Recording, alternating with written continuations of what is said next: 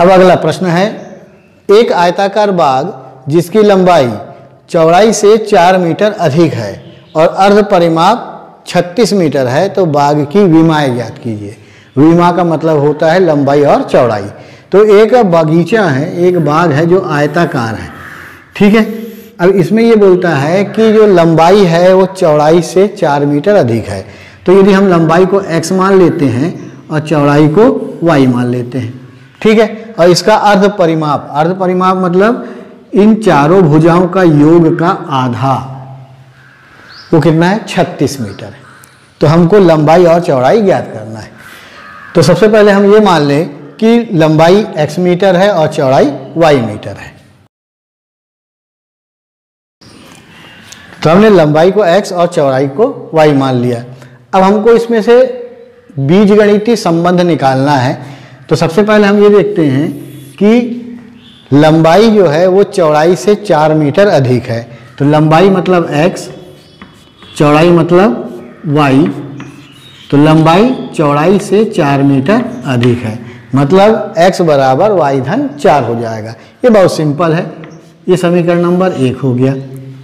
अब बता रहा है कि जो अर्ध परिमाप है वो 36 है। तो हमको ये मालूम है कि आयत का जो परिमाप है, आयत का परिमाप क्या होता है? 2 लंबाई धन चौड़ाई, 2 लंबाई धन चौड़ाई, ठीक है ना। अब इसको जब हम आधा कर देंगे तो ये 2 से भाग हो जाएगा, तो बच जाएगा लंबाई धन चौड़ाई, ठीक है। तो ये दिया है 36। तो यहाँ पर हम लिखेंगे कि आयत का अर्ध परिमाप कितना दिया हुआ है? 36 मीटर। तो अर्ध परिमाप हो जाएगा x धन y बराबर 36। ये हो जाएगा समीकरण नंबर 2 हो गया। बस इसके बाद हमको ग्राफ बनाना है, जैसे पहले नंबर के प्रश्न में हम बनाए थे, और उसमें से जो हमको प्रतिच्छेद बिंदु मिलेगा उससे हम x और y यानी लंबाई और चौड़ाई ज्ञात करेंगे। अब हम दोनों समीकरणों को ग्राफ में बदलेंगे। उसके लिए हम कुछ बिंदु निकालेंगे, जैसे हमने पहले भी निकाला था। अभी हमने समीकरण नंबर 1 ले लिया और समीकरण नंबर 1 में हम मान रख देते हैं y का मान, यदि हम 5 रख देते हैं तो x का मान 5 धन 4 बराबर 9 आ जाएगा। और इसी प्रकार जब यदि y का मान 10 रख देंगे तो x का मान 10 धन 4 बराबर 14 आ जाएगा, ठीक है। और भी मान आप रख सकते हैं। इसमें हम लोग थोड़ा बड़ा मान लिए हैं ताकि जो दूसरा समीकरण है उसमें हमारे बड़े मान आएंगे, इसलिए हमने थोड़ा बड़ा मान रखा है ताकि ग्राफ बनाने में हमको सुविधा हो। तो यहाँ पे x y, तो y का मान यहाँ 5 रखा गया तो x का मान 9 आया। यहाँ y का मान 10 रखा गया तो x का मान 14 आया। ठीक इसी प्रकार हम दूसरा समीकरण लेते हैं। अब लेते हैं हम समीकरण नंबर 2 से, थोड़ा सा हल कर दिया मैंने। x धन y बराबर 36, तो y को हमने पक्षांतर कर दिया तो 36 माइनस y आया। अब यहाँ पर हम y का मान रख देते हैं 20, तो x का मान आ जाएगा 36 माइनस 20 बराबर 16। और इसी प्रकार y का मान हम 25 रख देते हैं तो x बराबर 36 माइनस 25 बराबर 11 आ जाएगा। तो इसका टेबल हम बना ले, टेबल x और y का मान 20 रखे, x का मान 16 आया, y का मान 25 रखे तो x का मान 11 आ गया। ठीक है, तो टेबलेशन हो गया। अब इसके बाद हम ग्राफ खींचते हैं।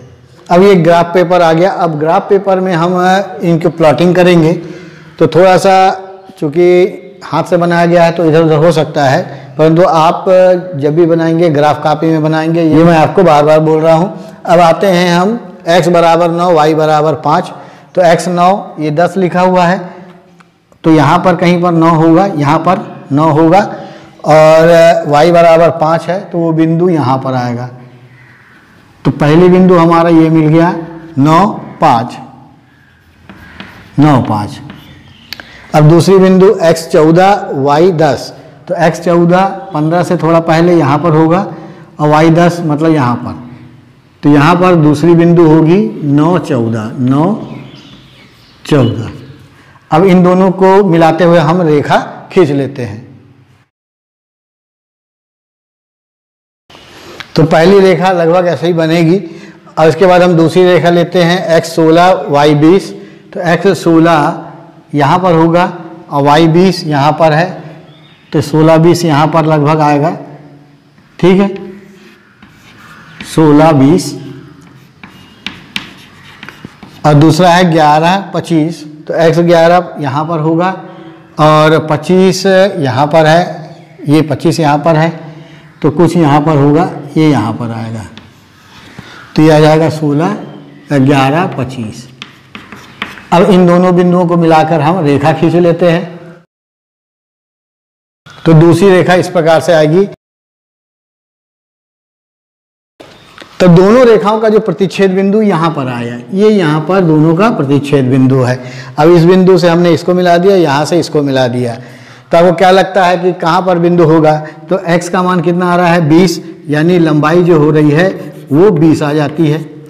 और ठीक इसी प्रकार जब हम y अक्ष पर लंब खींचे तो ये यहाँ पर आया, तो 15 से थोड़ा ज़्यादा, यहाँ लगभग 16 होगा। तो y का मान 16, यानी चौड़ाई क्या होगी? 16 होगी। तो इस बिंदु का जो मान है वो 20, 16 आएगा। तो इस प्रकार से इसका हल आएगा। यहाँ पर आपको लिख देना है लंबाई x बराबर 20 मीटर और चौड़ाई y बराबर 16 मीटर। तो मेरे ख्याल से आपको समझ में आया होगा कि ग्राफ और इस सवाल को किस प्रकार से बनाना है। तो चाहे तो आप इसको कॉपी में नोट कर लें, फिर इसके बाद हम आगे बढ़ते हैं। अब 6वां नंबर का प्रश्न है, एक रैखिक समीकरण 2x धन 3y माइनस 8 बराबर 0 दी गई है। दो चरों में एक ऐसी और रैखिक समीकरण लिखिए ताकि प्राप्त युग्म का ज्यामितीय निरूपण जैसा कि प्रतिच्छेद करती रेखा हो, समांतर रेखा हो या संपाती रेखा हो। तो हमको यहाँ पर ये बताना है कि 2x धन 3y माइनस 8 बराबर 0, तो इस रेखा को प्रतिच्छेदित करती हुई कोई रेखा का समीकरण एक और बनाना है, या फिर इसके समानांतर कोई रेखा बनाना है, या इसके संपाती रेखा एक और बनाना है। तो एक रेखा क्या, हम बहुत सारी रेखाएं बना सकते हैं। बस हमको कंडीशन यह याद रखना है कि a1 बटे a2 बराबर नहीं है b1 बटे b2 बराबर नहीं है c1 बटे c2। ऐसे में क्या होगा? प्रतिच्छेदी रेखा निकलेगी। और यदि a1 बटे a2 बराबर b1 बटे b2 बराबर नहीं है c1 बटे c2, ऐसे में समानांतर रेखा निकलेगी। और यदि a1 बटे a2 बराबर b1 बटे b2 बराबर c1 बटे c2, तो ऐसे में संपाती रेखा निकलेगी। तो सबसे पहले हम इसको समझने के लिए, यदि ये आपको समझ में आ गया तो ऐसी बहुत सारी रेखाएं आप खुद बना सकेंगे। अब इसको थोड़ा सा समझ लीजिए, फिर इसको जल्दी जल्दी हम लोग हल करते हैं। तो पहले हम संपाती रेखा का बनाते हैं, क्योंकि इसको समझना थोड़ा ज़्यादा सरल है। अब इसमें क्या है, संपाती रेखाओं में क्या है, तीनों का अनुपात बराबर होना चाहिए। तो आप कुछ नहीं कीजिए, संपाती रेखा के लिए आप सीधे जो गुणांक दिए हैं उसका टेबल पढ़िए। जैसे 2, 3 और 8 लिखा है, तो 2 का टेबल पढ़िए। 2 दूनी 4, तो 4x लिख दीजिए, ठीक है ना। फिर 3 दूनी 6, तो 6y लिख दिए। 8 दूनी 16, 16 लिख दिए बराबर 0। एक रेखा मिल गई, ठीक है। इसी प्रकार दूसरी रेखा, अभी आपने 2 दूनी किया था, अब 2 पंजे कर दीजिए। तो 2 पंजे 10x, फिर 3 पंजे 15y, 8 पंजे 40। ये लीजिए, दूसरा समीकरण निकल गया। आपने एक कहा, हम बहुत सारा निकाल सकते हैं, और भी निकालना चाहे तो और निकाल सकते हैं। 2 तिया 6, 6x, 3 तिया 9y, 8 तिया 24 बराबर 0। तो संपाती रेखा का बहुत आसान है। तो ये समझ में आया। तो अब हम फिर लेते हैं समांतर रेखा का। समांतर रेखा में आप कितनी सारी रेखाएं बना सकते हैं वो भी देख लीजिए। इसमें क्या बता रहा है कि x और y के गुणांकों का अनुपात बराबर हो पर c का ना हो, ठीक है ना। तो बस इन दोनों का वही टेबल पढ़ना है, इसमें कुछ भी लिख देना है। कैसे कुछ भी लिख देना है? जैसे मान लो 2 दूनी 4, तो 4x धन 3 दूनी 6y। अब यहाँ पर 8 है, तो अब इसका टेबल नहीं पढ़ना, इसका बिना टेबल पढ़े ही आप लिख दीजिए कुछ भी अपने मन से, -9 लिख दीजिए। बराबर 0, खत्म। यदि इसको करेंगे 2 तिया 6 x, 3 तिया 9 y, लिख दिए। अब इसको आप कुछ भी लिख दीजिए, लीजिए +8 ही लिख दीजिए, कोई दिक्कत नहीं, ये सब समांतर रेखाएं ही होंगे। यदि आपको और लिखना है तो 2 छक्के 12, 12x, 3 छक्के 18 y। अब इसको लिख दीजिए -29। इसका टेबल पढ़ने की ज़रूरत ही नहीं है, तो ये समांतर रेखाएं आएंगी और जितना चाहे आप उतना बना सकते हैं। तो ये दोनों को समझ गए। अब प्रतिच्छेदी रेखा को समझ लीजिए। प्रतिच्छेदी रेखा में तीनों का बराबर होना जरूरी नहीं है, तीनों अनुपात का बराबर होना जरूरी नहीं है, तो आपको किसी का टेबल पढ़ने की जरूरत नहीं है। जो मन में आ रहा है वो लिख दीजिए, आपका आंसर आ जाएगा। ठीक है, जो भी मन है, आपको कुछ भी लिखने का मन कर रहा है, बस ये है किसी के टेबल में नहीं आना चाहिए, इसके टेबल, इसका टेबल और इसके टेबल बराबर में नहीं आना चाहिए। बाकी आप कुछ भी लिख सकते हैं। तो इस प्रकार से सभी रेखाएं जो हैं वो प्रतिच्छेदी रेखा बन जाएगी। इसको मैंने उल्टा इसलिए बताया क्योंकि समझने में आसानी हो। इसमें आपको संपाती रेखाओं में तीनों का टेबल पढ़ना है, समांतर में 2 का टेबल पढ़ना है, x और y के गुणांकों का। अब प्रतिच्छेदी में कुछ नहीं पढ़ना। तो मेरे ख्याल से आपको ये समझ में आ गया होगा, और यदि समझ में आ गया है तो 2-4 लाइन मेरे कमेंट बॉक्स में आप भेज सकते हैं। तो प्रश्न नंबर 7 आपका होमवर्क है। इसमें x - y धन 1 बराबर 0 और 3x धन 2y - 12 बराबर 0 का आपको ग्राफ खींचना है। तो ग्राफ ठीक उसी प्रकार खींचना जिसे मैंने अभी आपको बताया, वैसे ही आप ग्राफ खींच लेंगे। और खींचने के बाद आपको क्या करना है वो मैं आपको बता रहा हूँ। तो इस प्रकार से आपका ग्राफ आएगा।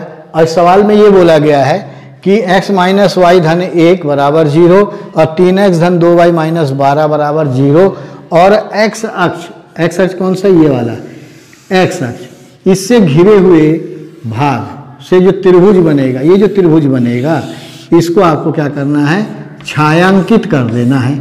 मतलब आपको इस प्रकार से रेखाएं खींच देनी है। तो ये आसान है, बहुत ज़्यादा कठिन नहीं है, कोशिश कीजिएगा आपसे बन जाएगा। तो इस प्रकार से हमारा प्रश्नावली 3.2 आज समाप्त होता है।